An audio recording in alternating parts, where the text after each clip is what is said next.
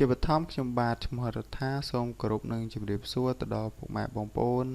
ក៏ដូចជាមិត្តនិស្សិតសិស្សានុសិស្សដែលកំពុងតែតាមដានវីដេអូដែលខ្ញុំបាទបានបង្កើតឡើងនេះហើយវីដេអូនេះដែរខ្ញុំសូមបង្ហាញនិងណែនាំទាក់ទងទៅនឹងកម្មវិធី Microsoft Office Word 2016ក៏ដូចជា Excel PowerPoint Access and Publisher អញ្ចឹងតើយើងហេតុអ្វីយើងត្រូវចាំបាច់នៅដឹងនៅព័ត៌មានទាក់ទងនៅក្នុងកម្មវិធី Microsoft Office ទាំងអស់នេះទីមួយយើងត្រូវពេលណាយើងដឹងអញ្ចឹងគឺមានភាពងាយស្រួលក្នុងការសិក្សារៀនសូត្រនៅពេលមេរៀនបន្ទាប់អញ្ចឹងយើងនឹងដឹងថាតើទូនាទីរបស់Office ទាំងអស់ហ្នឹងវាមានទូនាទីរបៀបម៉េចខ្លះក្នុងការធ្វើក៏ដូចជារចនានៅការងាររបស់យើងឲ្យមានភាពល្អប្រសើរអញ្ចឹងខ្ញុំសូមណែនាំជាបន្តបន្ទាប់ដែលតកតងទៅនឹង Office នីមួយមានដូចជា Office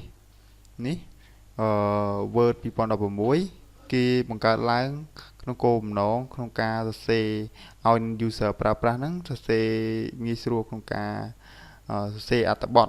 ទាក់ទងជាមួយនឹងអត្ថបទនានាមានដូចជាការសរសេរធ្វើជាសៀវភៅឬក៏របាយការណ៍អីមួយចំនួនដែលយើងទាមទារឲ្យយើងមានការ typing អញ្ចឹងគឺគេសរសេរនៅក្នុងហ្នឹង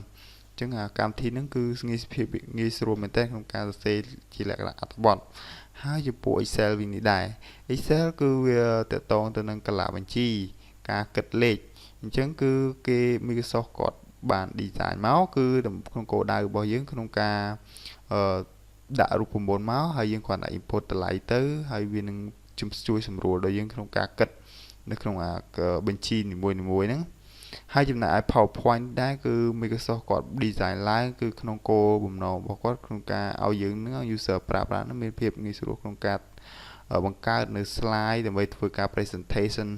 ក៏ដូចជាបទបង្ហាញទៅឲ្យក្រុមការងារក៏ដូចជាមិត្តភ័ក្តិដែលពេលដែលយើងមាន project ណាមួយក្នុងហើយយើងចង់បង្ហាញពួកគេអញ្ចឹងគេធ្វើឡើងនៅក្នុងកម្មវិធី Microsoft Office PowerPoint នេះដែរហើយចំពោះ Access វិញ Access គឺតម្រូវពិចារណាគឺតម្រូវសម្រាប់ programmer ដែលគាត់ធ្វើការក្នុងការ design នៃ program កម្មវិធីអញ្ចឹងគាត់អាចយកអា tool នឹងមួយក្នុងមកប្រើប្រាស់ក៏បានដែរវាអាចជំនួយដល់ការសរសេរកម្មវិធីនេះបានលឿនក្នុងការគ្រប់គ្រងការងារមួយចំនួនព្រោះថានៅក្នុង Access នេះគឺវាមាន database ស្រាប់អញ្ចឹងយើងដល់ពេលណាយើងបង្កើតកម្មវិធីក៏វាមានភាពងាយស្រួលដែរហើយវាអាចសរសេរកូដបានដោយប្រើភាសា VB ថែមទៀតផងហើយចំណែកឯ Publisher វិញគឺជាកម្មវិធីមួយដែលសម្រាប់ឲ្យ user ប្រើប្រាស់ក្នុងគោលដៅដូចជាការធ្វើជាកាសែតព័ត៌មានផ្សេងៗអញ្ចឹងព្រោះថាចំណុចពិសេសរបស់វាគឺtext box របស់វាហ្នឹងគឺមានភាពងាយស្រួលក្នុងការផ្លាស់ទីក៏ដូចជាអាចលេញទៅ text មួយទៅ text មួយបានមានភាពងាយស្រួលអញ្ចឹងខ្ញុំសូមណែនាំតែប៉ុណ្្នឹងហើយនៅវីដេអូក្រោយៗទៀតខ្ញុំនឹងបង្រៀនអ្នកទាក់ទងទៅនឹងកម្មវិធីនីមួយៗដែលដូចខ្ញុំបានបង្ហាញអញ្ចឹងហើយក៏សូមអរគុណ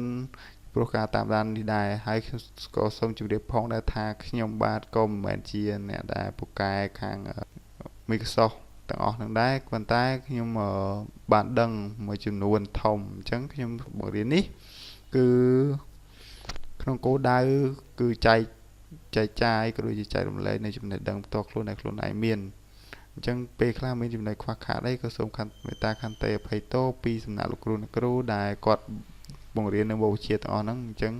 សូមខន្តីអភ័យទោសទុកជាមុនបាទសូមអរគុណចំពោះការតាមដានទស្សនាមើលនៅវីដេអូរបស់ខ្ញុំសូមជម្រាបលា